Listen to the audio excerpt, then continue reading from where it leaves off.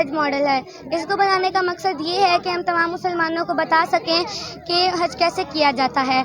इसके 7 स्टेप होते हैं, अगर हम उन्हें करें तो हमारा हज मुकम्मल हो जाता है। हमारा model waste management and recycling है। इसका मकसद ये है कि हम लोग पेपर को, प्लास्टिक को, मेटल को हम लोग रिसाइकल करके न्यू बना सकते हैं। जैसे कि हम लोग कोई नकारा चीज़ या फिर ख़राब चीज़ को हम लोग कूड़ा करकट को हम लोग न्यू बना सकते हैं। इसके फ़ायदे ये हैं कि हम लोग अपनी बिजली बचा सकते हैं, पैसे बचा सकते हैं और अपना इन्वायरमेंटल को साफ कर सकते हैं और प्लास्टिक से डीजल बना सकते हैं। जैसे कि मेरी क्लास वाले ने बनाए हुए हैं DNA, respiratory system, solar system. हम आगे आने वाले बच्चों को ये बताना चाहते हैं कि वो भी इस तरह की चीज़ों से कुछ सीख सकें। और मेरे मॉडल का नेम है निज़ाम शमसी।